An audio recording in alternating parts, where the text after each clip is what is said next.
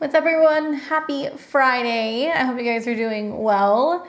Welcome back to my channel, or welcome to my X, because I think we're trying to stream on Twitter as well. So if you guys can see me, give me a thumbs up, drop me a heart, and say hello. My name's Candace. I am a evolutionary astrologer. I also practice Western astrology, and I read tarot. And every Friday we're here doing live readings. We alternate between each Friday. Some weekends we're doing tarot, some weekends we're doing astrology. So we're going to be doing live readings on the channel. We're doing 1 and 3 card spreads this evening. I'm excited to get into it. Just as a reminder, please make sure that you are subscribed to the channel or to my X account if you guys can see me, so you can stay on the up and up with what's going on with the cosmos. And if this is your first time getting a reading, there is a QR code that's going to pop up on the screen, or you can also check the links below. We will post the link to make a donation for a reading. We're doing 1 card spreads for $20 or 3 card spreads for $40, or you guys can consider basically joining some of my memberships. You can become a level 3 member through YouTube, and you can get a reading from me once a month. So I want to say hello to everybody in the chat. What's up, Lisa, Sonia, Wild Moon? How's it going? Hi, Hey, Rosary. How are you guys? Happy Friday. So we always start with our level 3 people first. So if there's anybody who has yet to cash in for the month of June, let me know. But I know that we've got Lisa here and we've got Wild Moon who want to check in and get their reading. David's here. What's up, Sonia? Sending you lots of good vibes. It's been tough out there for Mars ruled charts, man. The Mars Pluto squares have been gnarly.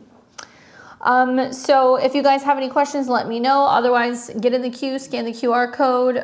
You'll hear your name. I'll be calling out a name or two in advance to let you know who's next. We take the readings in the order that we receive them, so I really appreciate your guys' patience. Looks like we've got Lisa, Wild Moon, Ayanna, Melissa, Alana, Sarah, Melody, Vanessa. That's who I've got. Let me see and make sure there's nobody else that kind of snuck in here. And we'll leave the queue open for a little bit, so you guys can get in the queue and you can reserve your spot for a reading until we close it, and we will let you know when that time comes. Usually tarot goes a little bit faster than astrology, though, that's for sure. Hey, Darlene, how's it going? Hey, Live Consciously. Hey, Ryan. Yeah, just scan the QR code or click the link and you can get in for the live reading. All right, so we're going to start with Wild Moon and Lisa. So you guys are going to be first. So let me go up here and see. I could have sworn I saw Lisa's question. Why am I not seeing it now? Lisa, can you send me your question again? It looks like because we have some stuff pinned, I can't see it. Let me see if I can pull it up. Hold on. In the chat again. Can I see it now? There we go. What's up, Lisa? Let me know what your question is. And Wild Moon. I got you.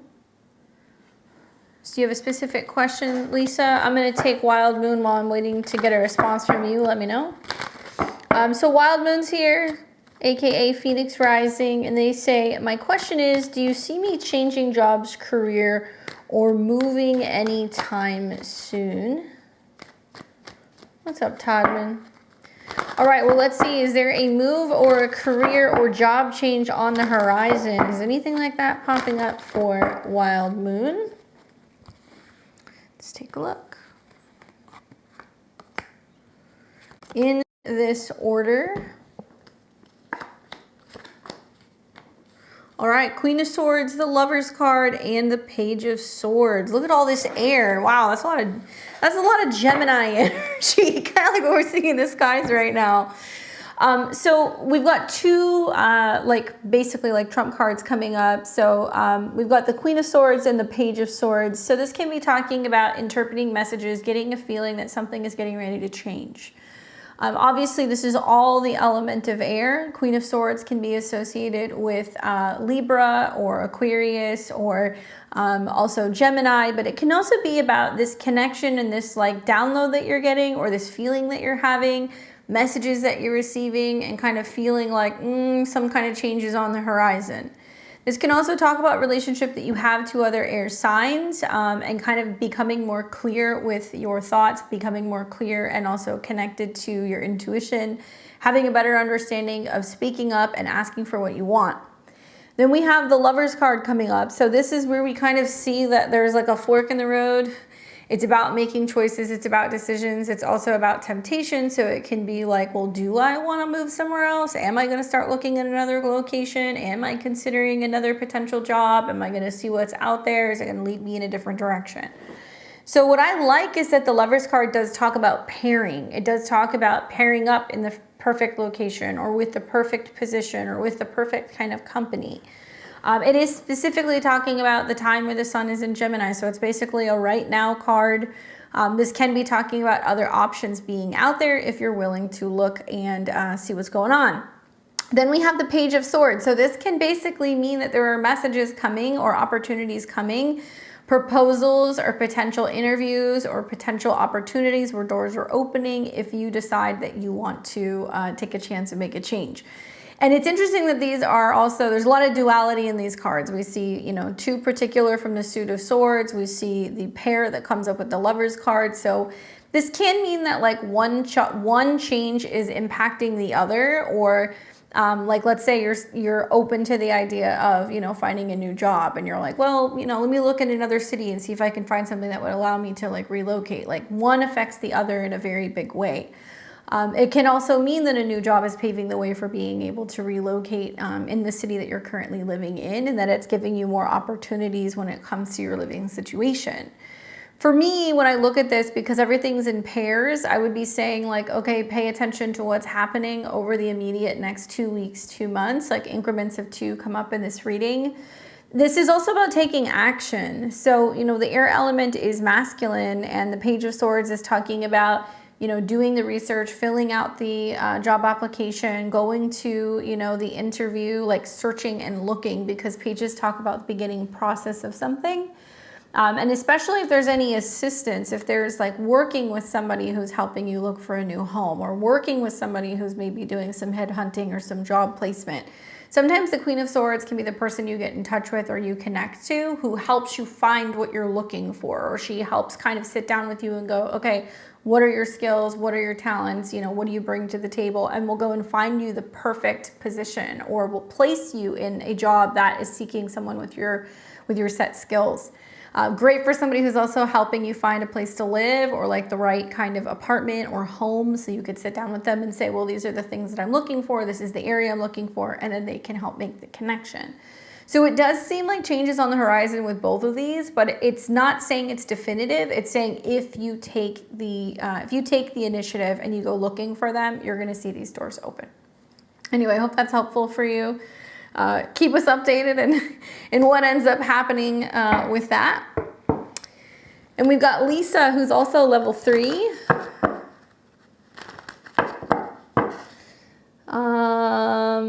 And Lisa says, you're welcome. Lisa says, asking for the energy surrounding or supporting challenge me in whatever area of life that comes up. For context, so many changes and energies in love and career changing. Leo rising, Cap Sun, if that helps. Well, yeah, you could say that. You got 2 full moons that are going to be happening in your 6th house if you're a Leo rising. Lots of changes for Capricorn, Sun, Moon, or rising, but 6th house is going to be shifts in regards to where you're working, your schedule, right? Who you're working with, endings and beginnings of jobs, and also reassessing what relationships may potentially feel like they're out of balance or like kind of like in a bit of a funk. Because the 6th house is 12th to the 7th, it can also talk about like tying up loose ends. So this particular full moon that you're having here around the 20th, and then you're going to have another one on the 21st, I think, of July, is like double duty responsibility for you. So let's ask the cards. Let's see. What is the energy surrounding, supporting, or challenging her in these particular areas? In this order. Well, it pays to be prepared and to know what's going on. I like the High Priestess as the end card result. I feel like it's kind of saying like you already have an idea of where this is going, or you're already tapped in and you're aware of what you're going to be seeing like unfold. King of Wands and the Page of Pentacles is interesting because the King of Wands can talk about like, you know, that you're taking a much more assertive kind of approach when it comes to relationships, especially because the King of Wands is about passion. It's about creativity. It's about connection, and also anything in regards to like really exercising some kind of like energy that maybe you've been holding back with. So like in a relationship, you can be more assertive and be like, okay, let's get the show on the road. Like, where is this going? What changes are we making? What are we doing? What's the plan? It's a more masculine energy because it's fire. It's also a more masculine energy because it's a king. Equally, this can be talking about an exchange that you're having with a fire sign. So, you know, Leo placements, Sagittarius placements, Aries placements. And that there is some sense of like liveliness and forward motion and action that's going on in regards to a relationship. And I don't see that being challenging. This is a positive card because kings are in control. They're dominating energies. They're very mature. They're able to kind of master something. So I feel like this is about you kind of like lighting a fire underneath, you know, people's asses or situations and being like, okay, hurry up, let's go. It's good for career. This is a good career card, not necessarily in the sense of money per se, but moving and shaking and being very entrepreneurial or being very forward thinking or independent and assertive in like initiating new projects or new things.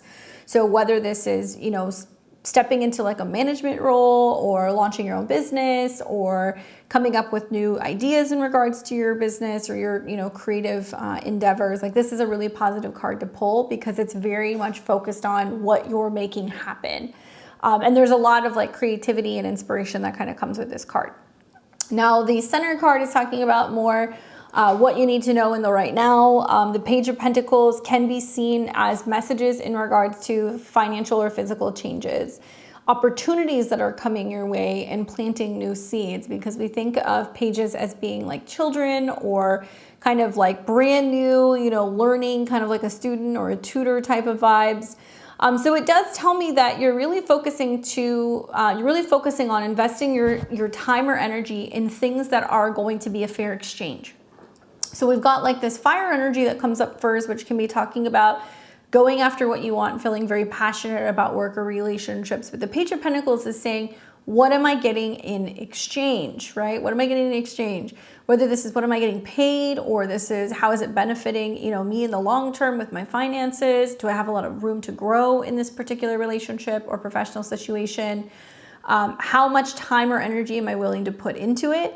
I also, you know, for me, this is a card that comes up with health, like health stuff comes up with the Page of Pentacles, because it's saying that you're needing to learn how to better manage something physically. So I kind of have to put that out there because you are going to have 2 full moons in your 6th house. So if there is a health habit or a routine or a health issue, or let's say, you know, there is some problem with your schedule or something that's, you know, coming up at work, you're going to feel during those full moons, you're going to be like, this isn't working for me, you know, and like, what am I doing wrong? What do I need to change? I think that this is a full moon that's going to be about improvement. The first one, and then the second one is kind of like really reassessing, okay, you know, am I doing enough in this area of my life? So be mindful of what's going on with your health, where you're investing your time or your energy. I do feel like this is also a card that's about stepping stones, and it's about the process of kind of building something from the bottom up. So it can mean that you're taking a position or making a job change that you know in the long term is going to be positive for you, and you're going to grow into that position. You're going to make more money. You're going to have more stability. You're going to have, you know, really great experiences, and have the environment to be able to really develop and hone in on your skills, right? Very Page of Pentacles. And then the final card is the High Priestess card. So we've got the majors coming up. The High Priestess for me is interesting because it does talk about waiting and seeing. It is talking about your vision. Sometimes this can be a card that's about internal knowing and manifestation. She sits between the 2 pillars with the moon at her feet, and she has this knowing about what's going to be playing out. She doesn't talk about it. She doesn't share it with anybody. She doesn't need to actually, you know, do any physical activity. She doesn't need to reach for anything or tell people about anything. So really, I think this is about manifesting and envisioning and having faith that you're going to be put in the right space, that you're going to see that the relationships that are showing up in your life are very quickly going to show you, you know, what is and what is not for you.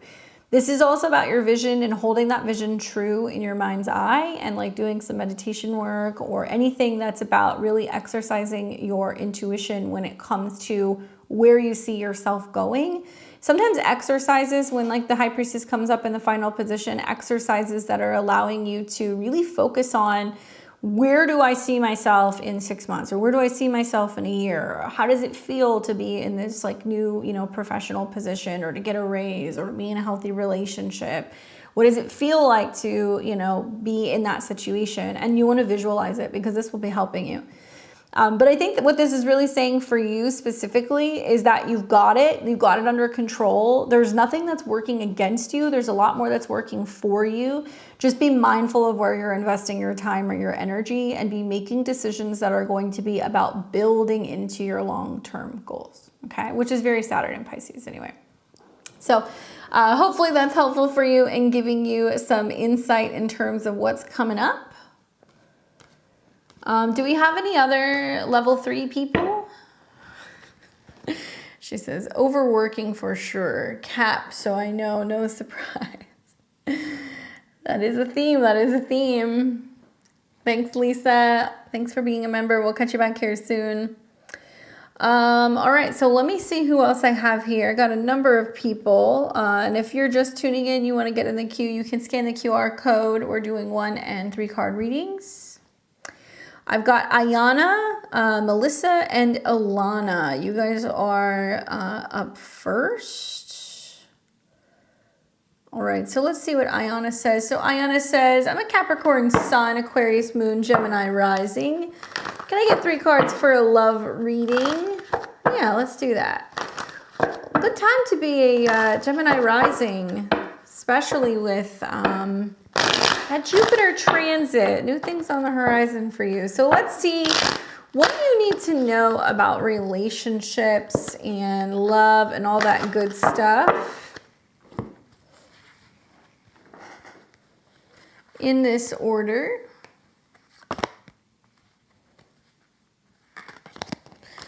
Probably been a little sticky recently, having all these planets moving through Gemini, making squares. It's been a little funky. So here we go. We've got King of Pentacles, 2 of Coins, and 2 of Wands, and the Ace of Coins.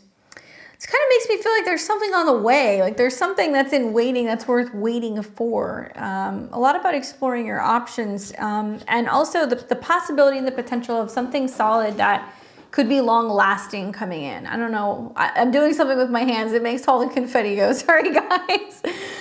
So we've got the King of Pentacles that comes up first. And so this can be talking about a partnership, a counterpart, an earth sign. Sometimes it can be Tauruses, it can be Capricorns, it can be Virgos. But I like the King of Pentacles. Maybe I'm a little bit more partial to this card than some of the other kings, because he's the most reliable. He is the more mature, the better kind of situated, definitely a little bit more stable when it comes to life and work and all of that good stuff. What I like about the King of Pentacles coming up in the current position is it does kind of talk about like the possibility of there either being somebody who's around already, or this can be reflecting you where you have long-term goals in regards to a relationship or a commitment. Like you're really seeking to put roots and like to plant roots and like really stay somewhere and like build with someone. The King of Pentacles can also talk about connections that you have with people that can come through, you know, being outside, going to work, going to a bank, like physical kind of places. Sometimes that's where these kings have a tendency to show up. And if you haven't met anybody, or if you're not currently in a relationship with the card in this placement, it's saying that because of the focus that you have right now on something that's going to be tangible and long-term, kind of manifesting that.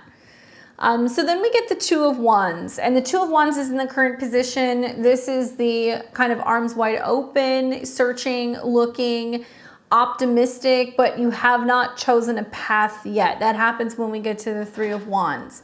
So 2 of Wands, he's standing there and he's holding this globe in his hand, and he's going like, okay, where do I want to go? You know, or what kind of a partner do I want? Or what is What is the path forward when it comes to, you know, dating another person?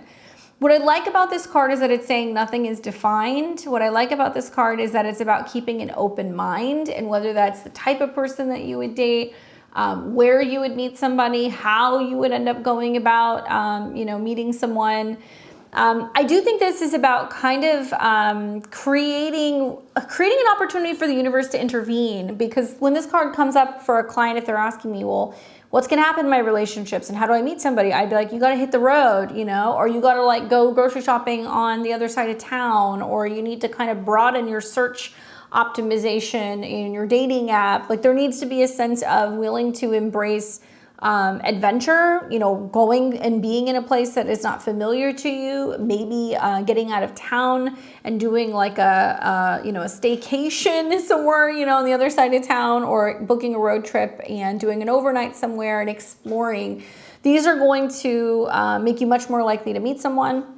This is also about keeping an open mind, like I said, in terms of who can kind of come in. And at the very least, this is about creating room in your schedule, like I said, for the universe to intervene so you can meet someone. So if you have like a really rigid routine and you're like, no, I can't take time off, or I can't go out on Friday nights, or, you know, I can't break away from my schedule, anything that's rigid, that's kind of holding you back from having more freedom, is going to block you from meeting someone. So take that into consideration too.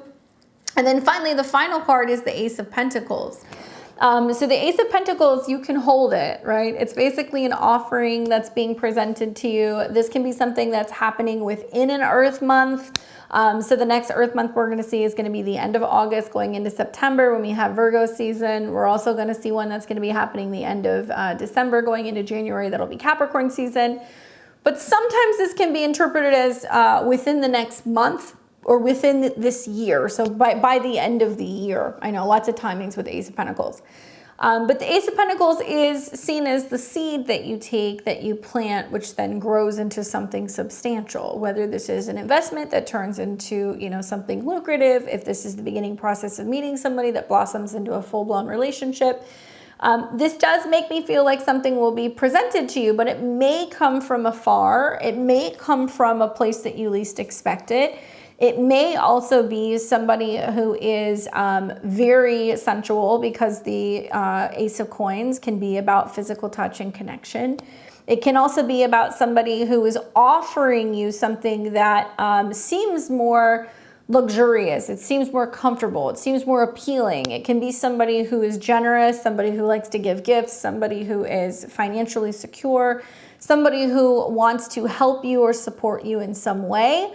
Or somebody who just likes to show up and they like to give you flowers. So it's saying, watch for these offerings or these gifts. If you connect with somebody and, you know, you're out and about and somebody says, hey, let me get your number. You see their hand kind of reach out, or they reach out to shake your hand, or they try to offer you something. That's kind of like the sign and the symbol that's like, hold on, there's something kind of going on here, right? Anyway, hopefully that's helpful for you and giving you some insight in terms of what to look for. I would definitely keep my eyes open for that King of Pentacles, because it looks like he might strike when you least expect it. Hopefully that's helpful for you. What's up, Tiana? All right, so we have Melissa. And after we have Melissa, we have Alana and Sarah. And Alyssa, thank you. I got your split payment. Melissa says, a close friend recently walked away from our friendship without giving me a clear reason.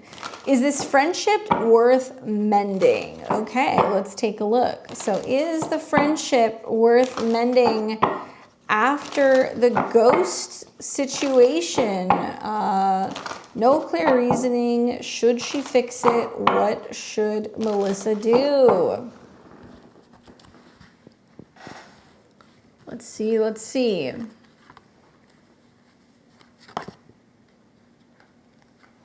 All right, so in this order,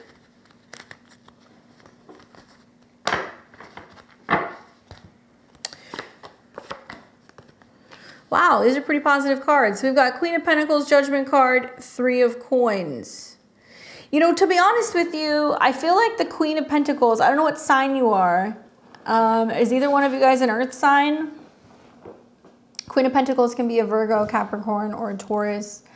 But, you know, the Queen of Pentacles is somebody who doesn't usually just chuck something. You know, if she sees something of value, she holds on to it. She's willing to do the work, put in the time, invest the money, like nurture something. Like the queens are always about nurturing our femininity in some way. So that in itself makes me feel like either you're looking at the situation being like, this is a friendship I want to hold on to. I don't want to let this person go. Or it can be talking about really reevaluating the situation and being like, okay, you know, like, is there something else going on? Is she being cold for some reason? You know, is she preoccupied with work? Like that can be coming up too. The Judgment card in the Three of Coins does talk about like making a definitive decision. So depending on whose sign is what, which I'm kind of curious about your guys' sun signs, the Judgment card coming up can be saying that, you know, a decision is being made and it's going to be stuck to. So you're going to get your answer here if you do decide that you want to work on the relationship or work on the friendship. Generally, the Judgment card is like, you know, the results and, you know, reaping what you've sown. So when the Judgment card comes up in the current position, it's basically saying like, it's not even so much about whether or not, you know, you should try to mend the relationship. It's like the reckoning and the realization that's like, wait a second, she walked away, you know, she walked away from this situation. That doesn't mean that you don't try, but I think that's still going to be something that you're going to kind of grapple with. It is possible with the Judgment card and the Three of Coins that this can be this realization that you have that you're like, I value this friendship, you know, and this person. I'm willing to do my due diligence to at least follow up with her and be like, are you sure this is what you want to do? Are you sure you want to end this friendship? You know, what can we do to fix this? Because the Three of Coins does talk about working together, banding together, working on a project, a situation. Sometimes it can be about involving a third party and bringing in another person to kind of help you solve the situation. Another interpretation could mean that, you know, you're realizing that she wanted to kind of like end the friendship, but there is like a third person that comes in and kind of lets you know, hey, this is what's going on with her. This is where her head's at. But it's not necessarily being indicated that it has to be a third person. It can mean that you go and you get feedback from another friend, Three of Pentacles. And you say, hey, I've got this friend, this is what she's doing, you know, this is what happened, she just dumped the friendship, what do you want me to do? And they may give you some insight and kind of say, okay, this is how you should go and talk to her and approach her and see if you can fix it. But generally the Three of Pentacles is a fix-it card. The Judgment card is a realization card. The Queen of Pentacles is a nurturing card. So if your takeaway from this is, you know, I really value the friendship. I don't necessarily know what happened or what went wrong. I'd like to fix it. I want to give it one last chance. I want to kind of connect with her and say, hey, can you tell me what's wrong? What can we do? You know, what's going on? You know, how can we fix this? It is possible that it's fixable, but I will tell you that after this point, you kind of reach the point of no return. The Judgment card is saying that if you guys make the decision to fix it, you can fix the friendship and it can be stronger than ever. But Judgment is pretty definitive. So if she says to you, I'm good, there's nothing to fix here, you didn't do anything wrong, I'm going through some stuff, you know, let me work on it, then the decision has been done. You're going to have to honor whatever decision is made from this point forward. But I do think that if you reach out, you try to talk to her again, and you try to hash this out and see what's going on, you will get a response from her. And likely, from my perspective, it's a situation that can definitely be fixed. And I don't even think it entirely has to do with you. I think with the Queen of Pentacles and the Judgment card coming up, this could mean that, you know, she's going through a situation in her life where she's just like, I'm super hyper focused on security. I'm getting older. I'm really focusing on where my relationships are at, where my money's at, where my career is at. And she may be acting in ways that are very kind of practical, and she may be kind of trimming the fat in some areas of her life because she feels like she wants to make more progress and aligning herself with people or relationships or things that she feels like is going to propel her forward. So she may see the interaction that you have with her as like, hey, I value this friendship. What's going on? Let's talk about it, as like you adding value, you know, or bringing value back into the picture and kind of making her realize like, I do value you. I want to be connected. I don't want to let you go. Let's work it out. And I think that you'll have to see the response that she gives you. I do feel like it's not like you did anything wrong. It's not like she's got some, you know, like vendetta against you. Like there's nothing like that. It's just more like whether or not she feels like this relationship dynamic is like working between the two of you, and rather than being mature and talking about it, she's getting kind of ice queen, which the Queen of Pentacles can do, and she can just kind of ice people out. So whatever conversation you guys have, whatever decision is made, it's definite from this point forward. But it is worth giving it a shot because I do think it's fixable. Okay? Hopefully that's helpful for you, Melissa. Let's see. So we have got Alana, Sarah, and then Melody. All right, so let's see what Alana says. She said, I recently had a 1-month thing end. It started very promising and then quickly blew up. He is an Aries sun, Virgo moon, Gemini rising, and I'm a Pisces sun, Virgo rising, Capricorn moon. It was pretty awesome till it wasn't. I'm bummed because he seems so perfect. Any guidance on what I'm supposed to learn and what is next for me in the love department? That was kind of difficult with his Gemini rising because all these planets have come into his first house and it's all squaring planets in Pisces. So Saturn and Neptune. So it's kind of making it difficult for them to, you know, basically like show up, communicate, like commit, like, you know, they see Pisces energy as a sense of like a Saturn energy because it's 10th house to their sun. Anyway. So let's take a look. Let's see. Certainly as a Virgo rising, you know, Alana, you're going to have 2 full moons in your 5th house. So there's definitely going to be a lot of focus on dating, love, and romance over the next month or two. But let's see what guidance can the cards give us? What is she supposed to learn from this? Is there anything next in the love department? So in this order, I kind of feel like this made you like double down and go like, okay, now I know what I want. And so bummer to hear you say that, you know, things kind of ended pretty quickly. But I do feel like with these cards coming up, these are all really positive cards of having a better understanding of where you see your relationships moving forward. Sometimes you meet somebody like that and you're like, now I know exactly what I want. Like, I didn't think a person like this would be out there, or that experience made me realize that like it is possible to like fall in love with somebody, or it is possible to connect with somebody again and like kind of believe in love. You have the 10 of Pentacles that comes up first. And so this is a card that deals with long-term planning, commitment, you know, like legacy. Like this is a legacy card. This is a card that talks about family planning. It's a card that talks about meeting parents and in-laws and, you know, building your castle or building your kind of life together and like focusing on long-term goals.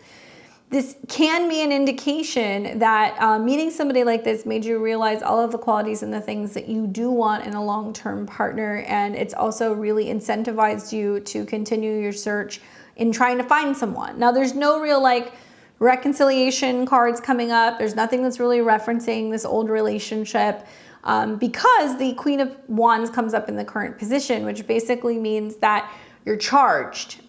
You are really, you know, active when it comes to now going after what you want. Maybe there's like a new set of standards and expectations when it comes to dating now, or when it comes to men that you meet. You know, the Queen of Pentacles does represent a fire element, and it is about really kind of like feeling confident and manifesting and bringing things into your life and creating your own reality. Like so much about the wands is about being able to use that as an instrument to say, okay, this is what I want, poof, you know, and like bringing it in. So when the Queen of Wands comes up in the current position, it's like really feeling yourself. I don't know, maybe if it's been a while since like you've met somebody that you really liked, or maybe there was like a long period of time where you weren't really dating and then this person came back in and like, yeah, it's disappointing, but like this is like the Stella got her groove back card. So it means that you're open for business. You're willing to get out there and meet people. There is a change to your energy. There's more confidence to your energy. There's more willingness also when it comes to like actually going and pursuing people. So like as far as I'm concerned, you have the green light to, you know, begin dating again. And that other people are going to see you. Like maybe even your energy has changed in some capacity because of this other person. So maybe that this person had to come in to kind of help you kind of get back into the swing of things, but like now you're good to go. Then we have the Hierophant, which is interesting because both the Hierophant and the 10 of Coins for me are, I see these as like long-term planning cards. These are commitment cards. These are cards that sometimes talk about marriage and, you know, your goals and what you're hoping to achieve in partnership, both physically, financially, and emotionally. The Hierophant can also talk about like really thinking about what you want. And this card comes up for Taurus. It is a card that's also about getting some sort of advice. Like this can be seen as going and working with a dating coach or working with a life coach or talking to a therapist or talking to a pastor or somebody who's going to give you some kind of guidance and say to you, okay, what is it that you want? And when this card gets paired with like the 4 of Wands or the 2 of Cups or the 10 of Coins, I say, well, really what you're looking for apparently is a life partner. You're looking to find a life partner. And I think the Queen of Wands is coming up and it's about kind of saying, okay, we're going to keep things moving. Maybe you met a guy that you really liked, but at the end of the day, if he's showing you 1 month in that, you know, he may be amazing, but he doesn't have the chops in terms of communication, or maybe he isn't somebody who's thinking long term, or maybe he isn't somebody who's looking for commitment. It's kind of looking at it and going like, okay, thank you. I have appreciation for, you know, meeting you. You have helped me realize more of what I want, but also by the same token, now, because you're out of the way, I'm not wasting any time being with you. I'm not going to sit around for a couple weeks or a couple months questioning, where is this going? What are we doing? Because you gave me my answer. And it's helping you get that much closer to a relationship or a partnership that is looking for you, or somebody who is wanting to commit, or they do want to settle down. Maybe it's have you coming out of this a little bitter too, being like, man, I don't want to do the dating thing. It would be nice to just find somebody and kind of commit to them and like be with that person. But I do think that you've got a lot working in your favor with that Queen of Wands, and I would not get discouraged. I think you're going to come out of this being like, I still want to find somebody that I can connect with. And maybe this person has given you a little bit of hope that those people are out there. But yeah, the bar has just been raised a little bit higher now with that 10 of Coins in the Hierophant. And, you know, it's helpful to have high standards, low expectations, but just know that you are out, you're there, people see you, you're very vibrant, you're very magnetic right now. Like, don't fall off the horse for a couple of weeks or a couple of months. Get back out there because you have a better idea of what you're hoping to achieve in a partnership. All right, so hopefully that's helpful for you. And pay attention who's giving you advice with that Hierophant card, would you? All right, so we've got Sarah and Melody and Vanessa. All right, so let's see what Sarah says. David says, smack those like buttons. Make sure you give me a thumbs up or give me a heart. It lets people know that we're live. I appreciate it. Please also include your question with your submission.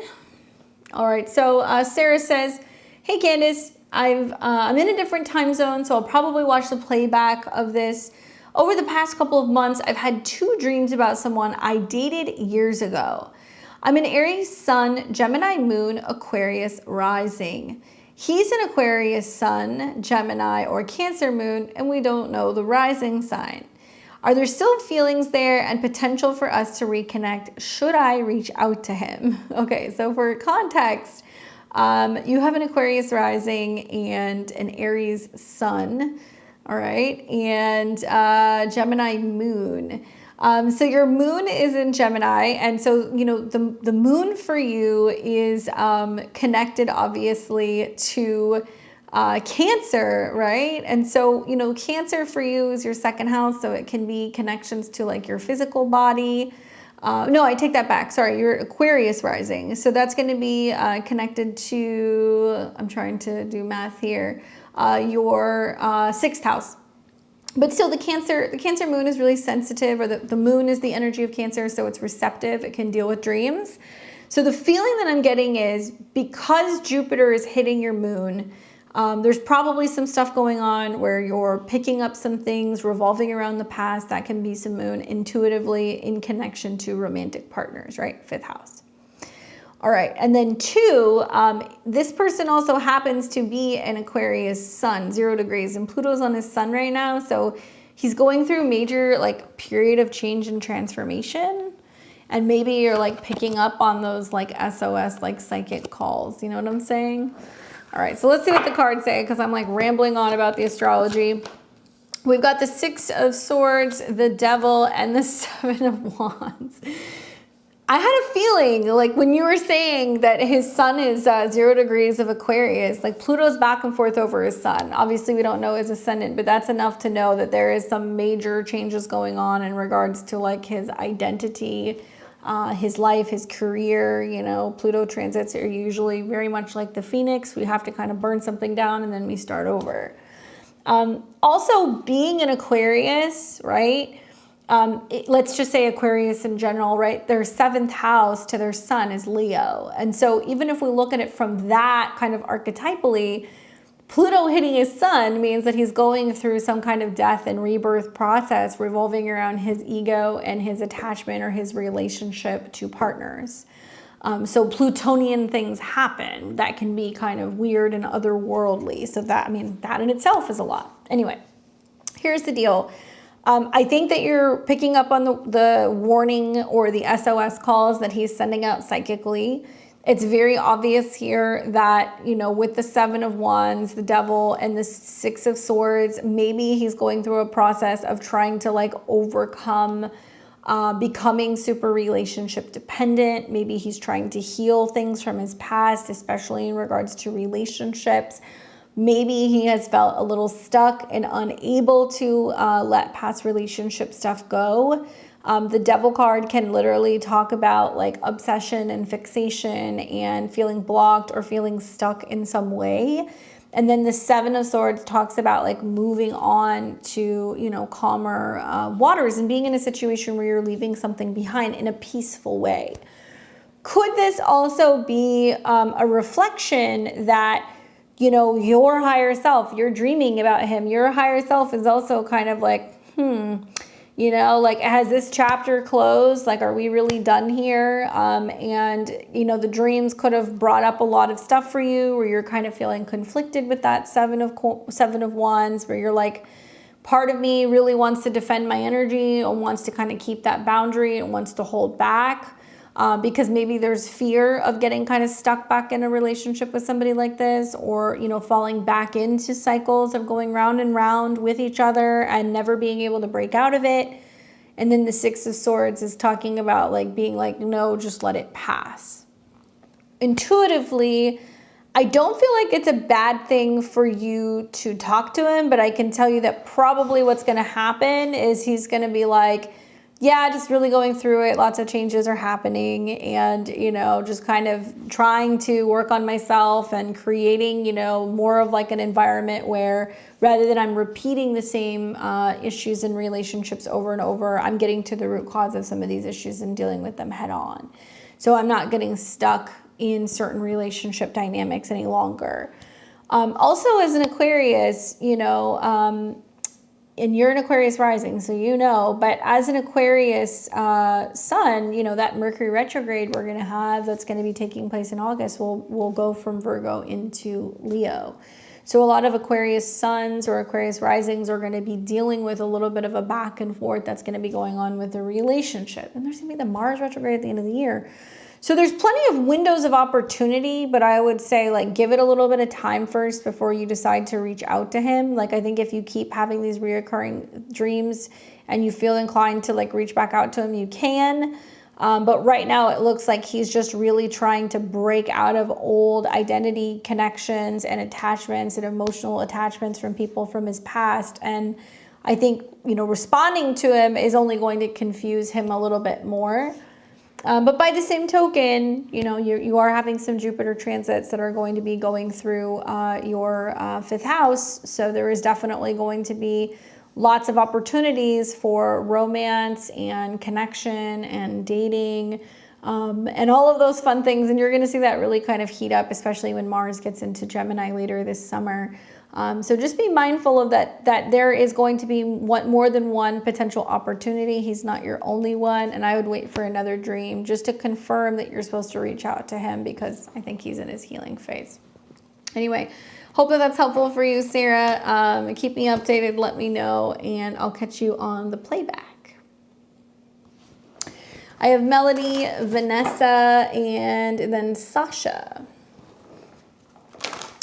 All right, Melody says, can I get a tarot card reading? I've been going through an upheaval of just about everything in my life and have been shown many times the lack of grace of others, especially my spouse.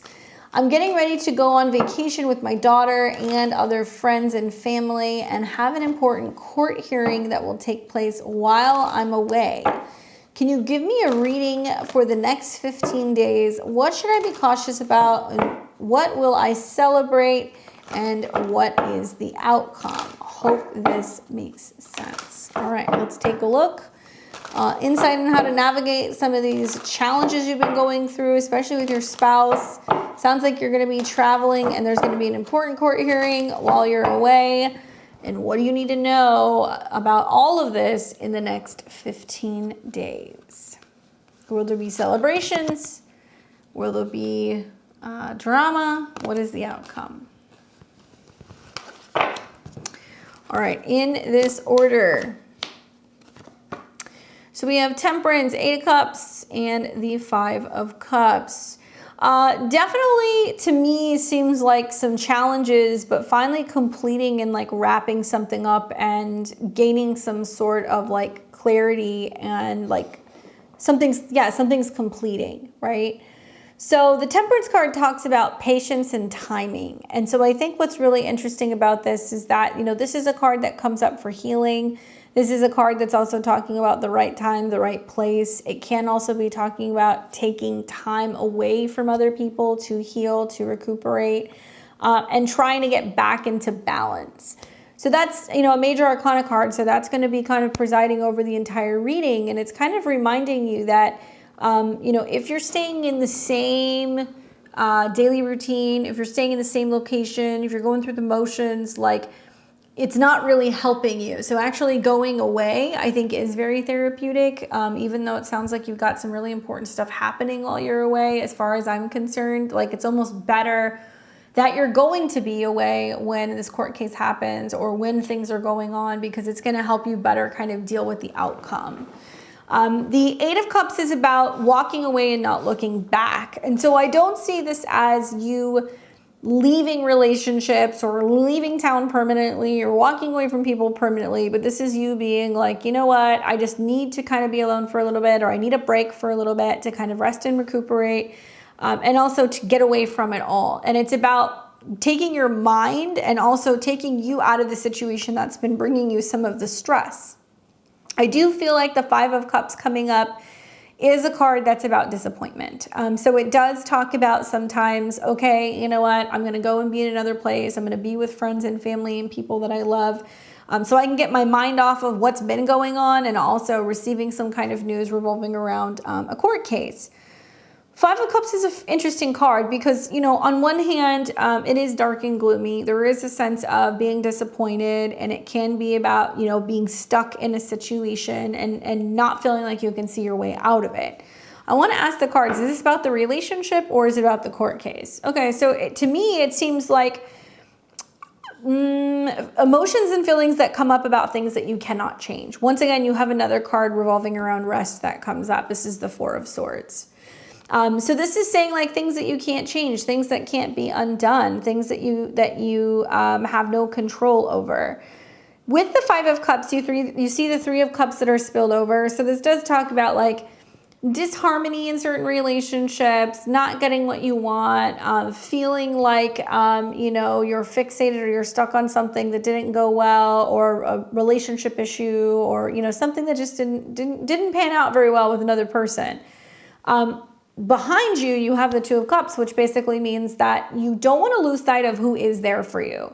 Essentially, this is saying like, don't take your disappointment, don't take your frustration, don't take your gloominess on the trip with you. Leave it at the door, because what you're really focused on is healing.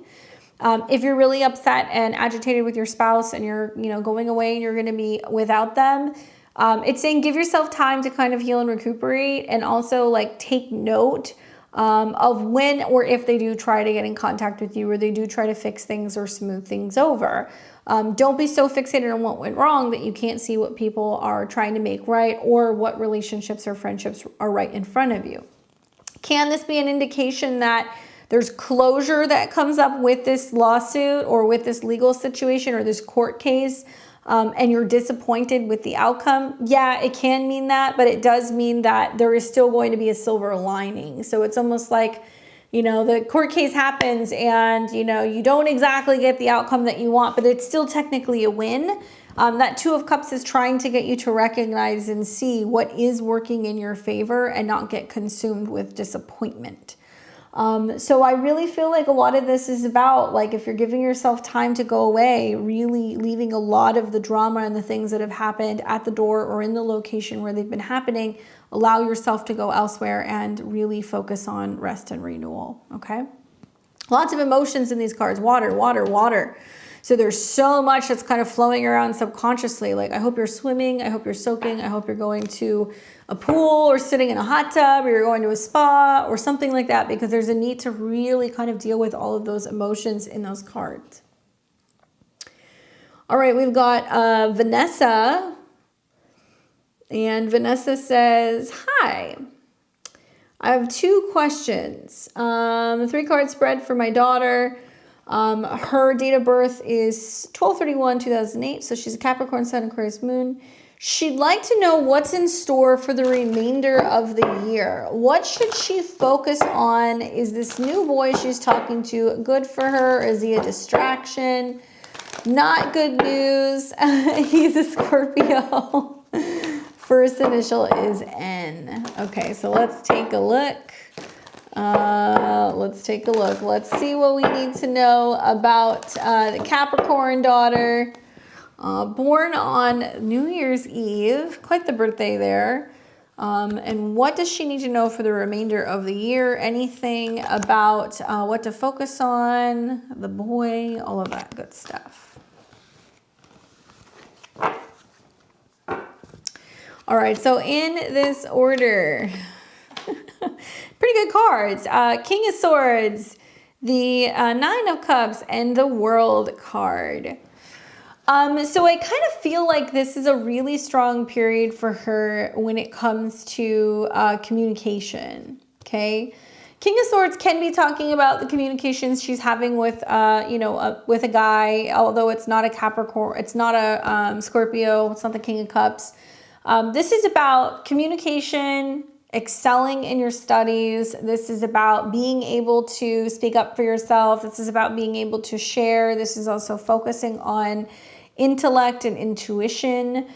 Kings are really great because it's about mastering something, right? So when I think about her being a Capricorn Sun and an Aquarius Moon, part of what's happening still with like Pluto and other planets is she's learning how to better kind of communicate and express her emotions and her feelings. And so I think that the King of Swords can be about really realizing, okay, this is my goal. This is what I want. How do I best communicate this? It's also about, like I said, focusing on studies, because this can be mastering anything in regards to writing, to language, to being able to recall, facts and information. And it can also be a time where you're learning how to be more confident in how you're connecting and communicating with other people. So that can be a really positive change.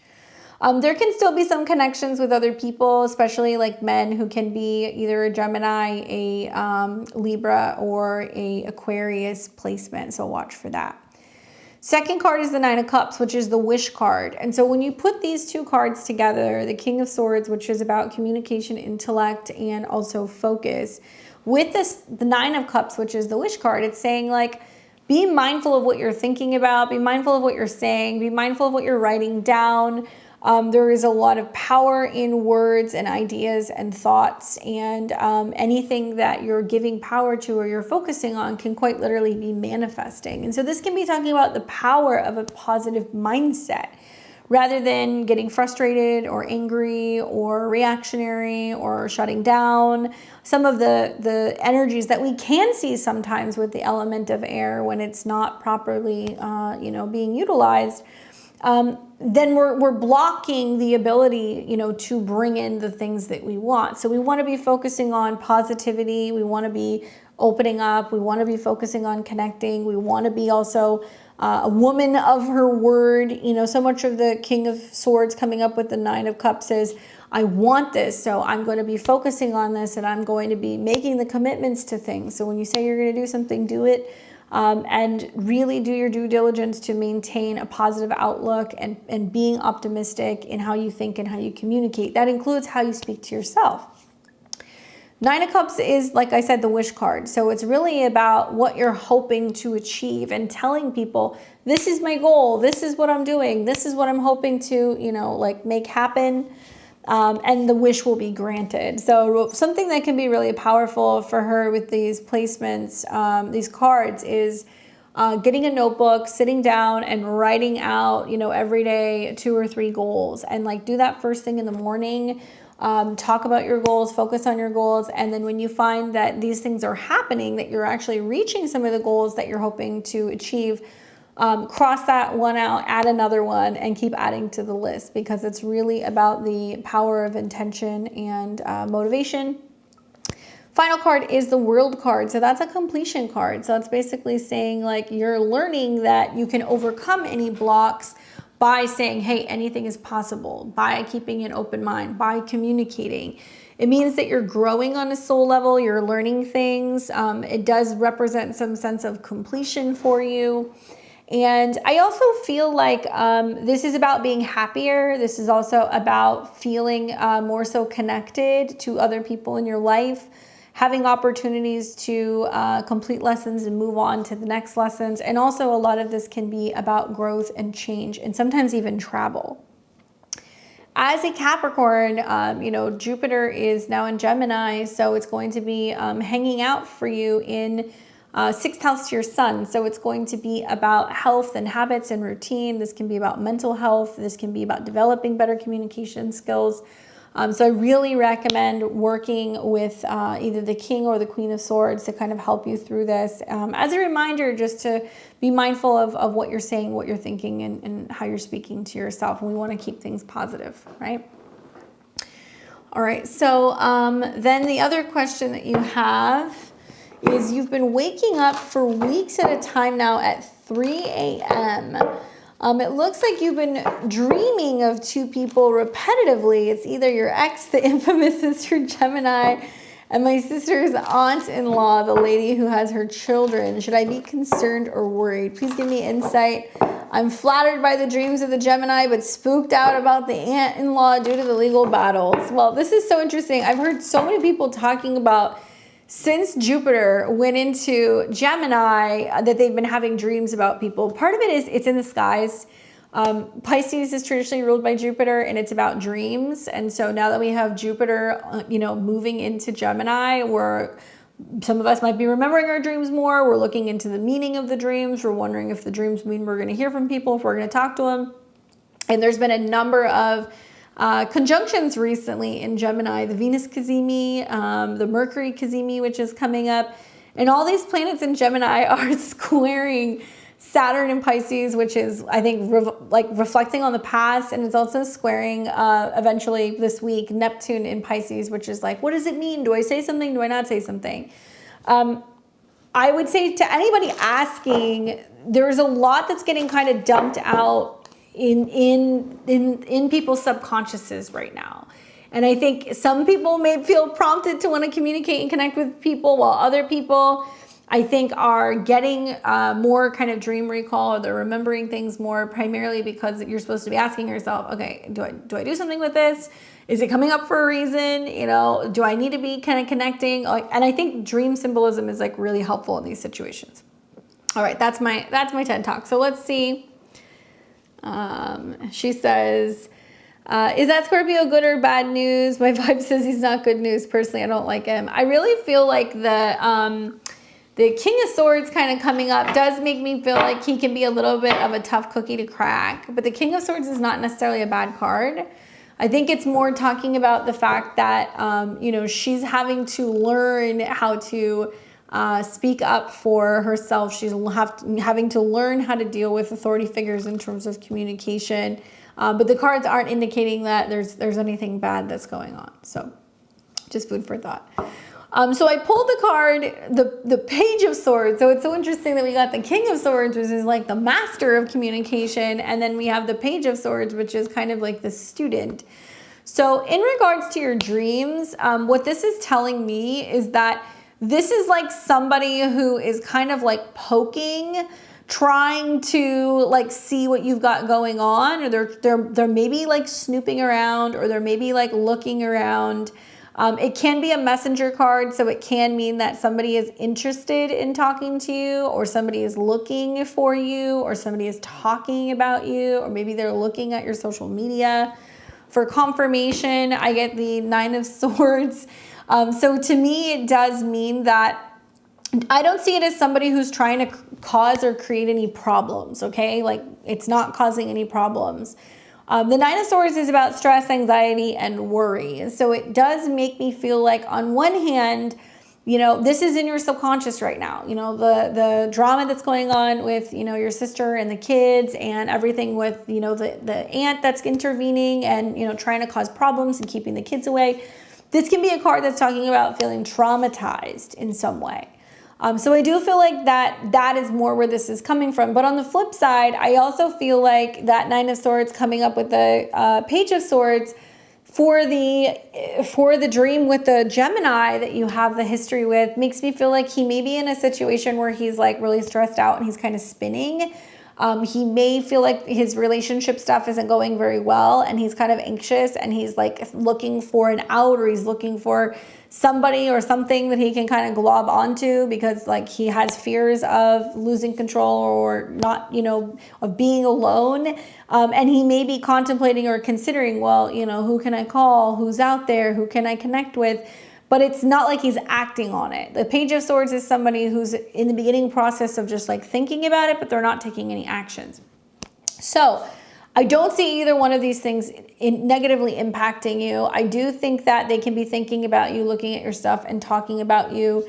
I would say with the Nine of Swords coming up, it's probably a good idea to, like, you know, maybe burn some sage in your house, maybe, you know, take some salt, put it underneath your bed, sit down, you know, clear the space, you know, call in sacred space, protect that so you're not feeling like you're getting hit with some of these stickies while you're sleeping. That way you feel like you can have more peace and less stress with where these things are kind of potentially coming from. But I don't see either one of them as being negative. I just think that you're kind of like on their brain a little bit. Okay. Hopefully that's helpful for you. And we will take people who want to get their readings. We're gonna call last call in about 5 minutes. So if you want to get in now. So we have Sasha, Tiana, and Rebecca.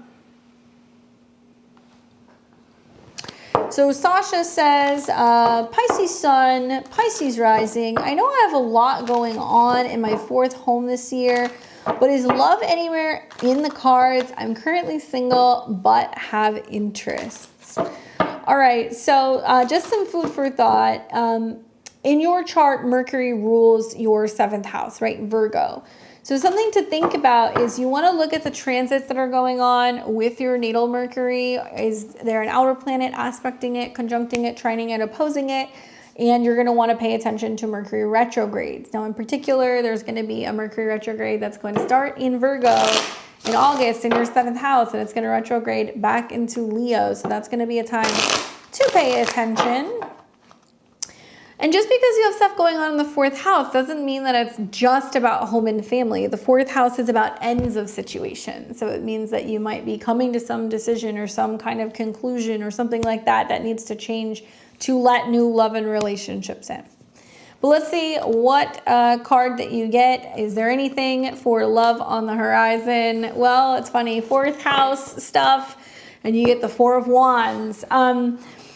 I like the 4 of Wands. I feel like this is about going and being around other people this year. This is about going to the birthday parties, going to the weddings, going to the concerts, the get-togethers, the barbecues. This is a card that's about celebrating small accomplishments. It's about being in the moment, enjoying things when you can, and allowing yourself to celebrate the small victories that you have in life. It's It's funny that it mirrors that 4. And when I think about the fire planets in your chart, you know, obviously being a Pisces rising, Sagittarius is connected to your 10th house. You have got Leo connected to your 6th house. You have got Aries connected to your 2nd house. You may find that there's more activity going on during the fire months where you're seeing more action pertaining to relationships heating up. Like I said, Mercury is going to start its retrograde in Virgo, but it's going to retrograde back into Leo, so that might be a time to watch. And, you know, the North Node's going into Pisces in this next year, in the new year. And the South Node's going to go through your 6th house. That can bring in soulmates, people from the past, reconnections to others.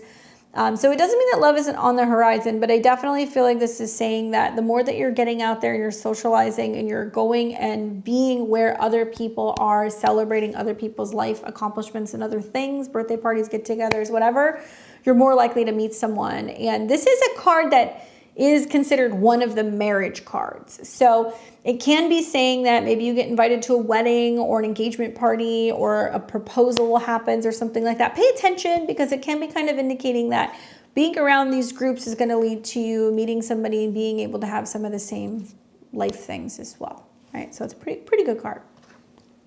Hopefully that's helpful, Sasha. We've got Tiana, Rebecca, and Asha's here. She says, I'm going to a wedding this year, girl. Then get ready, because it looks like there's some kind of connection there.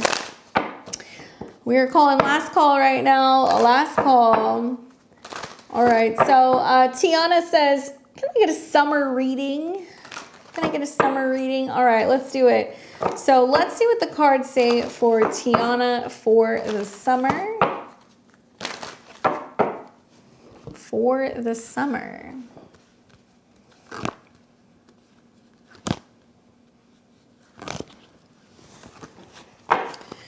All right, so it was in this order. Some funny cards. 4 of Cups, the Sun, and the Hermit. This is definitely putting an emphasis on like that August, September time, that kind of Leo, Virgo time. So it's funny, the phrase that came to mind for me was like summertime sadness, but really it's about like moving out of that. So I don't know if that there has been a sense of being a little cautious about the summertime and how you're approaching spending your time and who you're connecting with. But the 4 of Cups is about getting out of a funk. This is about being like, you know what, I'm not going to stay at home. I'm not going to keep to myself. I'm not going to be isolating myself. I'm not going to be fixated on what isn't working. Notice that the Ace of Cups is being handed to him. So it is saying that there is opportunity for relationships and love on the horizon if you choose to accept. This is also encouraging you to say yes to things. When you get invitations, to say, yes, I would love to do that. I am coming. Yes, let's go. This is also saying that it's really going to be what you make of it, you know, because if he decides that he wants to sit there with his arms crossed and he's kind of checked out and not open to receiving anything, he's going to continue to sit there and kind of be alone. But if he makes a conscious decision to say, you know what, I'm going to go out and do something, I'm going to give it a shot, I'm going to give it a chance, I'm going to be with other people, happiness can be found. You get the Sun card, which is basically talking about going out, enjoying yourself, letting your inner child out, finding time for play, for creativity, for self-expression, for art, for dance, anything that's about also being in the sun, that the sun can be very helpful when it comes to dealing with your moods or your emotions and your energy levels. Generally, the sun can be an indicative card of there being something to celebrate after a period of feeling like you've been kind of under the weather, or you've been depressed, or there's been some setbacks in your career, or there's been some challenges when it comes to finding happiness, right? Pisces rising. I do think the other thing that's interesting is, like, you know, Leo is connected to your 6th house. So it can be about finding more time regularly for creativity, dating, sunshine, like integrating that into your daily routine, and that can be helpful for you as well. Then we have the Hermit card, which is interesting because this is talking about when the sun goes into Virgo. Well, that's your 7th house. The sun will be in Virgo. We are going to see that Mercury will retrograde in Virgo. It'll be conjunct Venus. It can be opportunities for reconnections, for rekindling, for meeting new partners in relationships. It can be an indication that you don't want to go into the summer being like, oh, I'm single, you know, what am I going to do? No, go into the summer being like, I'm going to do what I want to do. And if I meet somebody, amazing, great. Because it is an opportunity for you to connect with somebody when the sun's ingressing into your 7th house, according to the cards. And then it's also a time where you're reflecting and you're looking back at the summer and being like, I went here, I did this, I made these new friends, I had these experiences, I learned a lot about myself, I got outside of my comfort zone, and like that there is something that you're gonna look back on and go, that was a summer that I really changed, or that I really kind of figured out the bigger purpose of life, or, you know, I felt more comfortable in my own skin, or I felt more comfortable having time alone. Because there's something about finding like the beauty in really spending time with yourself over the summer. And then it looks like at the end of the summer, opportunity for relationship may come through, right? So hopefully that's helpful for you. And so we have closed the readings now, but I will give you guys a final readout of who I have. Give me 1 second. So hopefully it's helpful for you, Tiana. Get out there and have fun, girl. Go places and do things, even if you got to go by yourself. I've got Rebecca, Asha, Kelly, Reihana, and Danielle. You guys are all on the list. So we got all of you guys. Don't worry. Okay, so Rebecca says, what's coming in the near future for my love life? I'm feeling stuck but struggling to initiate change. I'm an Aquarius rising, Gemini sun, Libra moon. Holy cow, girl, you're all that air. How do you sit still in one place? I think about the Aquarius rising and how, well, Jupiter's going into your 5th house of romance, right? That's great for new romantic opportunities and partnerships. Especially with your sun being in Gemini. So that's going to be really good for dating. I mean, maybe more than one person will show up.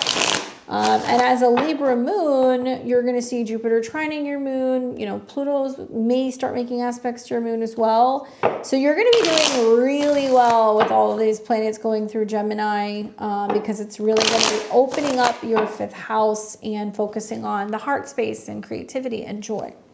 So like, it's a good transit. Go and look at what happened 12 years ago in 2000 and 2000 and what was that? 2012. That was the last time you had a Jupiter transit there. Especially if you're an Aquarius rising, the sun rules your 7th house of relationships. All right, we've got Queen of Pentacles, the Chariot, and the 10 of Coins. Well, it means she's playing for keeps. She's looking for the real deal, something she can kind of hold on to. I think that's the second time we've kind of seen that combo come up tonight. So in terms of what's coming for the future, Queen of Pentacles is about planning for the long term, something you can hold on to, something you're investing your time, your energy, your emotions into, and something that you feel like you can nurture and something that can grow. There's also a sense of realizing what you bring to the table with the Queen of Pentacles. Realizing that, you know, you are independent, you are very capable, you bring a lot of value to relationships, very sensible, and being in a situation where it's like knowing how amazing you are and needing to know that before you proceed forward with some other people that you're going to be meeting because you're investing your time, you're investing your energy and your life potentially into another person. Then we have the Chariot card coming up. So, you know, it's funny because the Chariot can talk about traveling, it can talk about vehicles, it can talk about trips and, you know, changes with the home or changes with the family. Obviously, being an Aquarius rising, you know, Jupiter and Uranus having been in your 4th house means that there's been some rumbles and some things either changing with your family or your home situation, or maybe you're feeling restless and you're thinking about wanting to make a change with your home environment, whether that's relocating or rearranging your home or moving, or maybe that's already happened. But this does talk about kind of like getting your ducks in a row, right? The Chariot card is about kind of taking 2 horses and pulling on the reins and making sure that they're going the same speed. So it's about kind kind of saying, okay, maybe I made the changes with my home or with my family or with my private life. And like, now I'm like really ready to go and find somebody and kind of build a life together. This is also about listening to your intuition. This is also about the time of Cancer. This is also going to be about really focusing on the full moons that are going to be happening. So be mindful of that. And what I love about the Chariot card in the current position is it's saying like there is some goal that's coming up for you, either emotionally or intuitively, where you're like, okay, now I'm ready for the next phase. Then you have the 10 of Coins, which is long-term planning, commitment, building a life, a home, a family together in some capacity. This is the card of building your legacy. So whether it's a family business or if it ends up being a long-term relationship, this is definitely the focus. I would say just keep in mind, you're going to have two pretty prominent retrogrades in your 7th house of relationships. You're going to get an opportunity to really reevaluate what you want. You are also going to be finding that, you've got Jupiter, which can be about husbands and partners, hitting your 7th house Lord. So that's a pretty significant transit for a woman to meet what could be like a lover or a boyfriend, and then it develops into something really significant.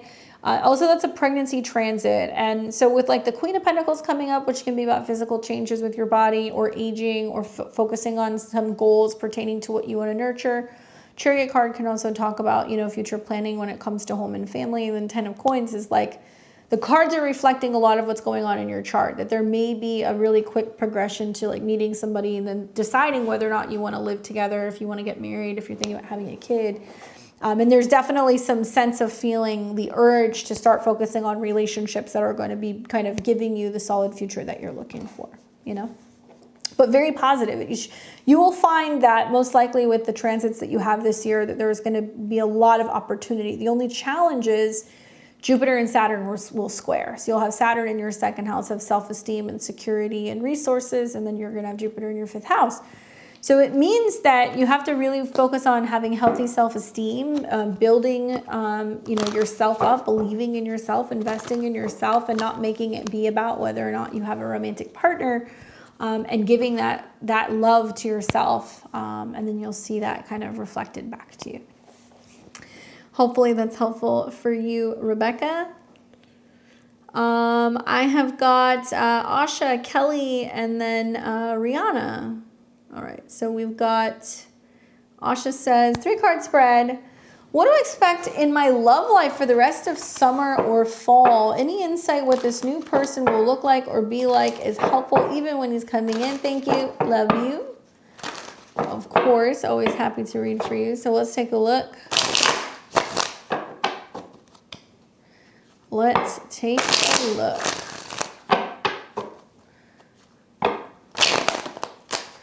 Okay, cards, they're getting sassy. Let's see what they say. All right, so what do we need to know? 3-card spread for love life for the rest of summer going into fall. Is there anything we need to watch for? All right, so in this order. 9 of Wands, the Tower, the Knight of Pentacles. What's the confirmation card? The 8 of Swords. All right, so 9 of Wands in the Tower card is interesting because when this comes up in the previous position, kind of feels like you're the last man standing. So there is this sense of being like, okay, I'm assessing what I've been through in terms of dating and relationships. Maybe kind of feeling like it's been rocky or it's been difficult or that you've been wounded or that you're just kind of like finally like reassessing what has happened in recent months or recent years in regards to your relationships. And you're like, I don't know if I can take much more of that. Or reassessing how far you've come in terms of some of this stuff. And you're like, okay, I'm still good. I'm still standing. I'm not entirely sure if I'm completely healed, but I'm at least going to keep pressing forward. So you may still be tending to some of these wounds or issues with dating and relationships. This is in the past. And the right now, this is interesting because the Tower card is coming up. This is a card that deals with Mars. This is a card that also deals with Uranus. Okay, so these two cards, these two particular planets can have connections to the Tower. When the Tower comes up, it means that there is some dramatic shift, realization, something that happens that makes you go, you know what? this is the problem, or this is the thing I need to get rid of, or this is the, you know, the solution, or this is what I need to do. And like, yeah, it's shocking, it's surprising. I would really watch, and I think maybe part of this is the fact that you've had Mars that's been in a square to Pluto, and Mars has been going through, obviously, your 7th house, making squares to Pluto in the 4th house. So it's about really through action and motivation, and people who show up that are determined to get to know you or determined to try to pursue you, they can literally be kind of cutting or severing off the past. Or you can be having a lot of realizations about relationships with people that you had in the past, and you're like, I'm not willing to do that again. That was such a destabilizing situation. It was scary. It didn't work for me. It brought so much up, and I'm thankful for what it made me realize. I'm thankful for what it made me heal, but like, never again. Can there still be some shocks and surprises going on right now? Sure.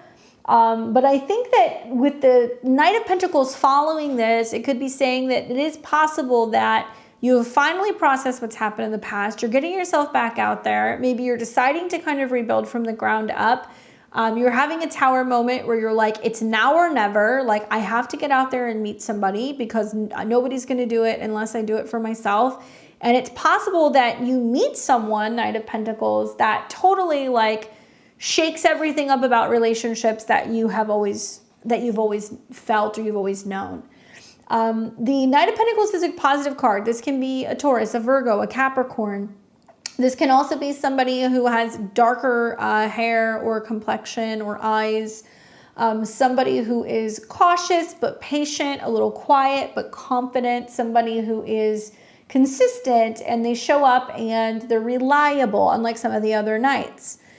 I feel like this is about you, you know, really willing to open up and give somebody else a chance again. And I say that because you're moving away from some of this kind of like chaos or some of these challenges, you know, the wounded Nine of Wands, the chaotic Tower. And this is about you opening yourself up and being like, I'm going to give somebody a chance, or I'm going to take my time. I'm not going to feel pressured because of any situation.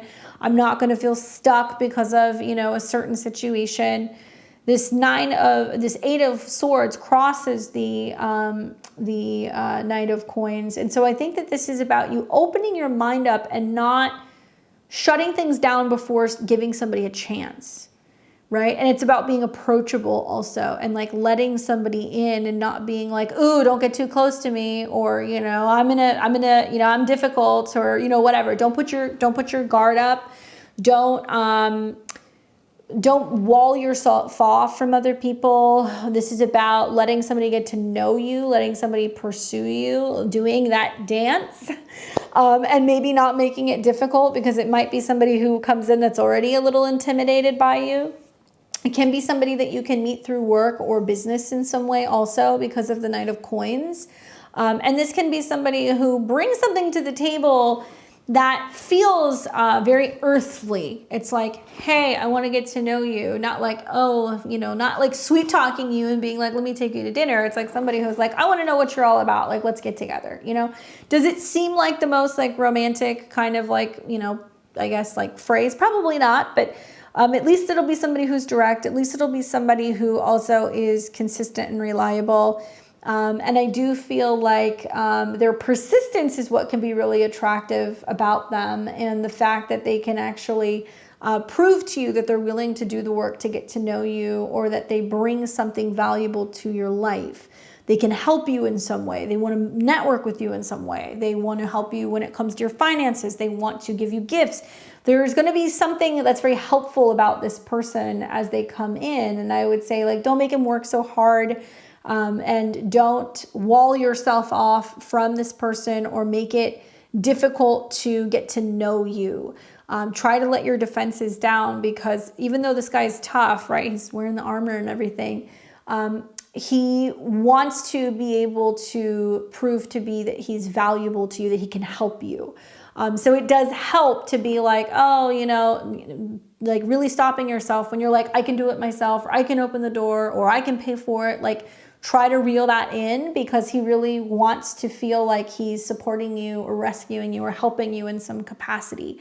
And a lot of this is about learning to receive.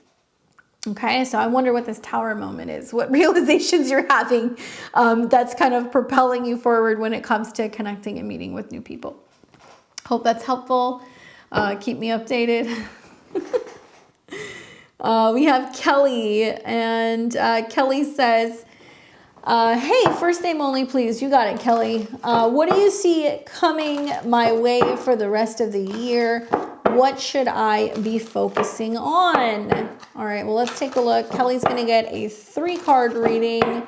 What's coming in for the rest of the year for her, and what should she be focusing on? She says, I'm a Capricorn rising, Aquarius moon, Leo sun. There's a lot going on in all those departments right now. All right, well, let's take a look. In this order, the 2 of Cups, the Emperor, the Queen of Coins. Man, I gotta tell you guys, for once, I'm like actually okay with what the card of the evening is. It's been the Queen of Coins a lot, so there's a lot of strong, independent, wealthy ladies in the chat tonight. Can we get a thumbs up for that? So what's coming for the rest of the year? What are you focusing on, right? So I think about how just being a Capricorn a Capricorn rising and a Leo sun, you're going to be seeing that there is just so much emphasis that's going on in regards to I think like change and transformation. I think that's going to be a really big theme. Obviously, you were born during a full moon, so you're going to want to watch when we're having that full moon in Aquarius because it's going to square Uranus. It's going to be buck wild. I also think that this is going to be a lot about, with that sun being in your 8th house, those retrogrades, transformation when it comes to intimacy, when it comes to money, when it comes to vulnerability, when it comes to your love life, your heart space. And so 2 of Cups coming up is like sharing with other people, exchanging with other people, the give and take that you have with others. I think that that's such a focus, relationships. But this can also be about people who can support you. This can be about relationships with friends, family, although this is generally a romantic kind of card. And then we have the Emperor, and this is a major arcana card. So this is the energy of Mars. This is connected obviously to your 4th house, which is about home and emotions and family. It's also connected to Scorpio, your 11th house, which is goals. A lot of this can be about focusing on claiming your space, having control over your home, feeling safe and secure, developing new beginnings when it comes to your home and your family, whether this is where you're living or your relationship with relatives. Feeling like you're the king of your own castle is kind of like what I feel like. The Emperor can also be about the eclipses that are happening in Aries. So you are going to see an eclipse that will be happening there next spring. So actually this fall, there's going to be eclipses in Pisces and also in Libra. But still, next year there will be eclipses there. There will be retrogrades there. So there's going to definitely be something changing when it comes potentially to a home situation and managing that and making it your own. She says, I just bought a house. Awesome. But this can be also relationships with men, with father figures, husbands, things like that, that can be coming up, and supporting the men in your life. Maybe that's what's kind of happening here. And then we've got the Queen of Pentacles, which is talking about feeling solid, secure, abundant, resourceful, healthy, focusing on growth, especially when it's your career and your finances and your resources. Maybe this is also realizing that 2 is stronger than 1. And where partnership is really helping you not feel like, you have to be the one doing everything by yourself or making all the decisions. Not that you can't. You can handle it if you're coming up as the Emperor, but it's at the end of the year channeling more of that feminine Queen of Pentacles energy, which means I can work, I can produce, I can grow, I can nurture things, but I don't always want to do it alone. So welcoming people into your life who can kind of really help you with some of this stuff, professionally, romantically, financially, what have you. So that way you're feeling like you have more time to kind of hone in on or focus on the things that you love the most, right? And so she says, we're trying for a baby. Well, definitely 2 of Cups is that alchemical mixture of 2 people, right? It's more than just choosing one another. It's literally, sharing your drinks, bringing the 2 chalices together is where the 2 become 1. And the Emperor card can be talking about like really doing a lot of work where you're like, okay, you're doing like the masculine stuff right now. And I'm focusing more on the feminine stuff right now, which sounds weird, but Maybe you are saying, hey, I'm focusing on being less, consumed with my career. I'm focusing less on what's kind of going on in regards to, other things. I'm getting really comfortable in my home. I'm building my nest. I'm focusing on feeling grounded, connected to the earth, doing a lot of work, especially working with the womb. I mean, that's very much what she's holding. She's holding the coin, which does talk about womb healing and health and productivity, and anything in regards to, feminine health. So I would say maybe you're working with herbs, maybe you're working with crystals, maybe you're deciding that you're just trying to ground your energy more and focus more on your home. But with that, you're kind of delegating new tasks or new responsibilities also to your kind of male counterpart and being like, okay, this is what I need you to do to kind of help support me, so it's possible for me to be able to achieve these things. Definitely some good signs for fertility though. And just being a Capricorn rising, the Jupiter-Uranus conjunction already happened in your 5th house. So you're going to want to watch what happens maybe right around the time of the full moon in Taurus that you'll be seeing in the fall. It definitely can be good timing with Uranus being there for baby step. Good luck. We have got Reihana. Am I saying that right? Reihana with an H, not an I. They say, I'm a Cancer sun, Gemini moon, and Capricorn rising. There's so many Capricorn risings here. What's up, you guys? My question is, what is coming into my life that I should get ready for? Thank you so very much. You're welcome. Let's take a look. So what do you need to get ready for? I kind of like that you have a Capricorn rising and a Cancer sun, but Jupiter is moving through your 6th house. So that means that there's new opportunities work-wise, new opportunities health-wise, new opportunities with work. Oh, there you go. With work, Jupiter in your 6th, health, habits, routine, productivity. So it does seem to me like that's the new thing that's going to be kind of coming into your life. 8 of Coins is honing in on your craft, perfecting your skills, focusing on making something better. It's definitely also talking a lot about really loving what you're doing, putting a lot of effort into something that you love. This can be a career, this can be a job, this can be a hobby, this can be a side hustle. It really depends. But definitely I think like being the Capricorn rising and like Jupiter's connection to your 12th house and your 3rd house means that maybe you're making more time for meditation, maybe you're making more time for writing and creative projects. Maybe you are looking for a second job, whatever it is, like you're putting a lot of work and effort into something that you love because you're looking to create something of quality habits, quality routines, really learning and reading more about health and wellness can be good during this transit. Going for long walks or bike rides can be good. Listening to podcasts and anything in regards to self-help while you're working out or while you're working.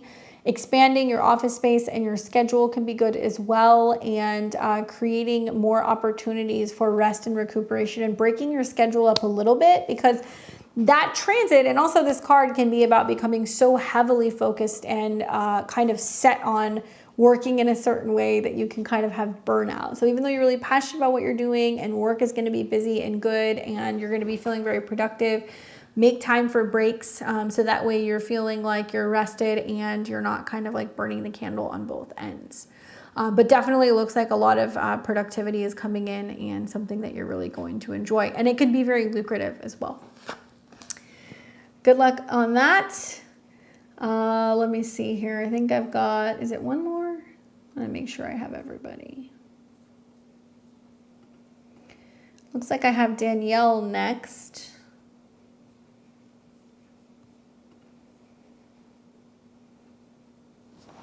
Let's look.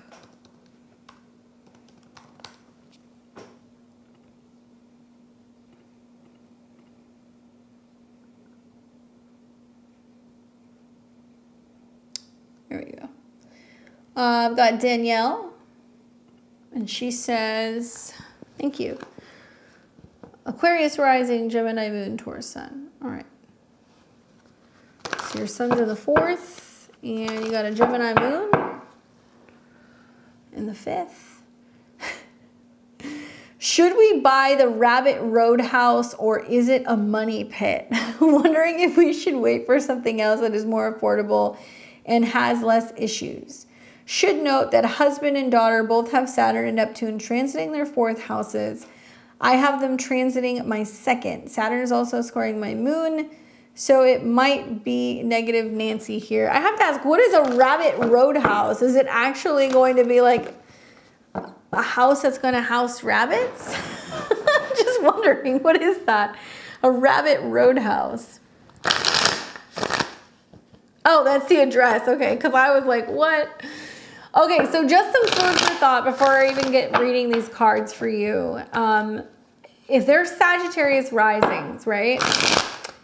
Saturn in the 4th house can be an indicator of an older home. So moving into an older home. It can also be an indicator of something that can be going on beneath the foundation that you do not see. That can involve water damage, flooding, mold issues, and things that can be like that the eyes don't see. So any home you consider, you really want to make sure it has a very thorough independent inspection. 2 is that there's eclipses coming in the spring, in the fall. And when these eclipses in Pisces hit in their 4th house, it will square Jupiter, which is going to be in the 7th house, which means that it's going to be a team effort working on and taking care of this house. And you and your partner and him and his daughter are going to have to work together to be able to kind of like make improvements to the home. 3, I'd be more concerned about next spring, where we're going to see more eclipses in these signs. We are going to see a Venus retrograde in the sign of Pisces, and we are going to see a Mercury retrograde taking place in the sign of Pisces. And it'll go actually starting in Aries to Pisces. That's when there can be issues. Make sure that there's no issues connecting to like the house being along like flood maps. Like you need to go and look at a flood map. I don't know where you live, but that's something else that I would look at with those placements being there. But let's see what the cards say. So I get the Strength card, the 9 of Wands, and the Justice card. So this is telling me that there's definitely an interest in the house. There is a sense of being like, come on, we can do it. It's possible. It'll be a good move. Like, you know, we can all do it together. We'll be capable of, you know, doing what needs to be done. And it could be fun and creative. And like, yeah, there's some truth to that. But the 9 of Wands makes me feel like that is going to be a never-ending list of things that you're going to have to do to that house. You may feel like some of the things are really exhausting. So if you're going into it being like, yeah, we can re-drywall, or we can, you know, do stuff and change the floors, or we can do this or do that. Like, it's going to be a lot of work. It's not going to be something that's just very minor. It's going to be a lot of work. And the 9 of Wands is a card that's like, okay, I almost didn't make it out of that situation. Like, you know, kind of standing back and reassessing, being like, I don't know how I survived this, or like, I don't know how, you know, I got through this. And then the Justice card can be a card that's saying that there can be some legal issues pertaining to the home. That, let's say, you know, certain things are not disclosed, that, you know, once you get into the house and into the guts of things and you start kind of realizing there's some stuff that's off about the house, then you're kind of like, well, legally, like what do I have to fall back on? The Justice card can also be saying that it is about balance and fairness, and that it is going to be something that may potentially test the relationship that you have with each other. Both, you know, your relationship with your partner, but also how throwing a kid into the mix is impacting things. If you're feeling like you're trying to juggle parenting and then also managing and dealing with the house. There's nothing here that's saying like, oh, it's the worst idea ever, right? Like, I feel like these are all things you can manage, but I think the effect that this is going to have on your relationship, and also the impact that this is going to have on navigating, you know, managing a kid or parenting on top of this, does look like it's going to be a little challenging. If it were me, I would wait, especially because Jupiter is in your husband's 7th house this year, and the eclipse that's going to happen in the fall is going to square Jupiter. So that means that the partner may be more positive and optimistic about a change in the home or a living situation down the road. Like they're going to feel better about that. And that'll be the eclipse that's going to be happening in mid-September. You want to avoid transactions or buying anything in August as per these cards, but also December. And in August and December, we'll see Saturn square Jupiter. So Jupiter can be really optimistic. The house will be great. Everything will be fine in your partner's 7th house. And then really the house poses a lot more issues than you think. I would at least hold off and wait until that mid-September eclipse when you're feeling a little bit more optimistic about making changes with the living situation. And also if it's meant to be, you know, you may be able to get the house at a better price. But still all of the dates that I mentioned, August, December, mid-September, and then eventually spring of next year, these are all going to be major house changes. And it's about putting your head together with your partner and figuring out a solution so that way everybody is happy and you have like a win-win, right? So may not be the time for this one. It might be that you sit on it and you wait a little bit. And if you're more optimistic in the fall, you might consider making a move. But oh my goodness, you got to get that place thoroughly sussed out with Saturn and Neptune in your 4th house. That is a tricky transit. Hopefully that's helpful for you, Danielle. I appreciate you getting a reading. And I think that's about everybody for this evening. So thank you guys for joining me. It was great getting a chance to read for you. I am here every Friday, 5 p.m. Pacific, 8 p.m. Eastern. Make sure you're subscribed either to my X account or to my YouTube. Don't forget to give me a thumbs up or a heart. I appreciate it. I will be back on Sunday. We're going to talk astro weather. Venus is going into Cancer. Mercury is going into Cancer. And finally, these Neptune squares are going to die down. I look forward to it. And you guys can catch me back on Friday of next week. We're going to be doing live astrology. I will post a link early if you guys have questions about that really significant new moon, full moon in Capricorn that we're going to be having in this next week. Otherwise, I'll catch you guys all back here next time. Enjoy the rest of your weekend. Take care.